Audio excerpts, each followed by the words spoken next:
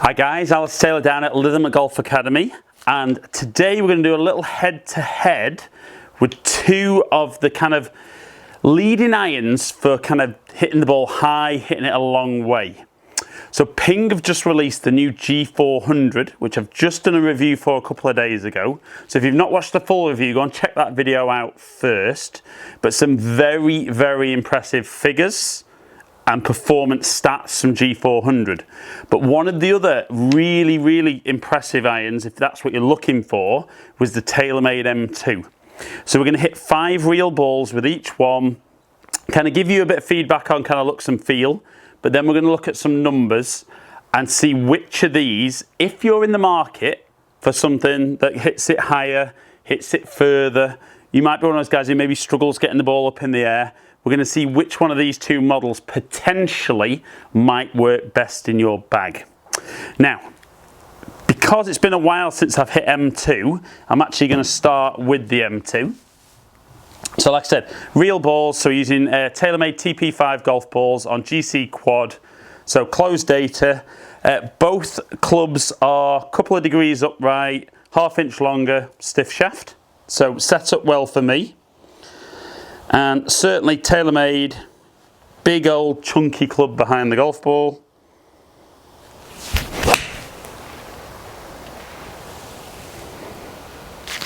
And really sounds kind of loud off that club face. I'm going to pop ball speeds up kind of as I'm hitting these shots, just to show you how quick it's coming off the club face.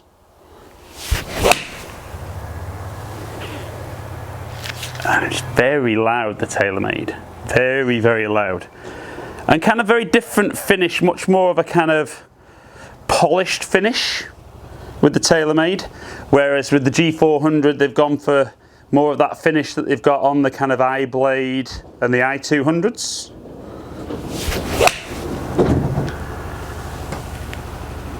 But yeah, some really good ball speeds off there. And let's keep going, last couple. I mean, I can see numbers on my iPad as these are popping through. And certainly I don't struggle getting 7-iron in the air, but I hit this very high. And one final one. Now, when I talk about numbers, I'll talk about maybe some of the concerns I've got with some of these modern irons as well. So lofts as well, not exactly like for like. M2 is 28.5. The G400 one I've got is 30 degree, but you can get it power spec down to 28.5.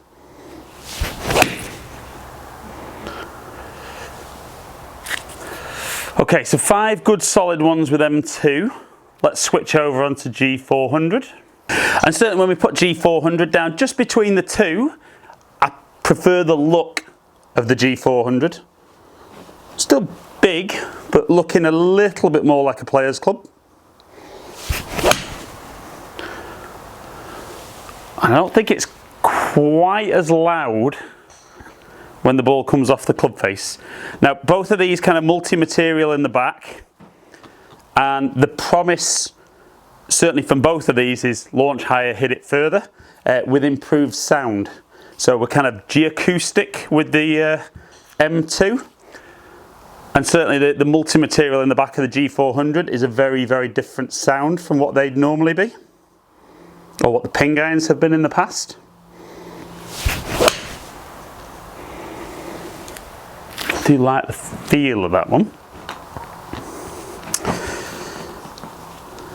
Again, still fresh in my memory, having tested this a couple of days ago.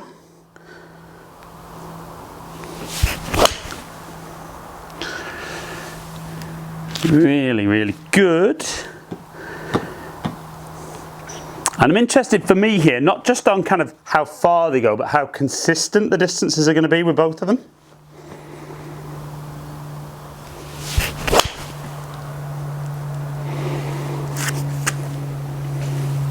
Getting a little bit of breeze out here today, but GC Quad won't see that. It's very closed data.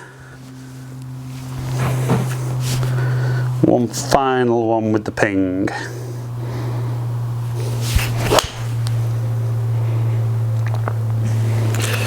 Good, so I think 5 good solid ones with both clubs. Let's look at some numbers and see which out of TAYLORMADE M2 and Ping G400, in my opinion, is the better performing iron. Okay, so we look at ball speeds. We get a little bit more ball speed out of the G400, which is surprising considering it's actually more lofted. But you can see, even though static it's got more loft, the TAYLORMADE actually producing more loft at impact. As a result of that, a little bit more spin with the TAYLORMADE, so 5.8 over 5.4. The TAYLORMADE hitting it fractionally higher at 37 yards over 36. Descent angle, which I think is important here, is neither of them are spinning loads, but the TAYLORMADE one's coming in at 49 degrees. Ping coming in at 48.7, so very, very similar, and just a little bit more carry out of the Ping G400. Right then guys, so as we see with all the products nowadays, when the clubs are set up very, very similar, or set up the same, they produce very, very similar results. So ball speed was very, very close, Ping just edging it. Backspin, incredibly close, TAYLORMADE slightly edging it, and carry distance, the Ping edging it by 5 yards, which is half a club, so that's decent. So for me, you know, like I said at the start of the video, this is predominantly for guys who are looking for maybe struggle getting the ball in the air, so hitting it a bit higher, hitting it a bit further. So I think the winner for them from today's video would be the new Ping G400. Because it was so close for me on performance, the extra 5 yards doesn't really make a difference for me, so I'd probably go on looks and feel, which I still think would be the Ping G400. So all in all, both very, very good performing irons, and both aimed at a particular golfer in the marketplace. I think if you're the kind of guy who needs more distance, needs to get the ball up in the air, maybe not even so much with 7-iron, but as you're getting into 6, maybe 5, both TAYLORMADE M2 and Ping G400 are definitely something you should be trying. But as ever, get custom fitted, make sure it's absolutely spot on, hit the stuff on a launch monitor and get some really, really accurate information so it's a really informed decision for you if you go for either of these or something very, very similar in the marketplace. As ever guys, I hope you've enjoyed the video. If you have, like it and share it. Follow me on all the social media platforms, all under Ali Taylor Golf. I do appreciate you taking the time to watch my videos as ever. If you don't already, please subscribe to the channel. Hopefully catch up with some of you guys down here in the future. Stay in contact.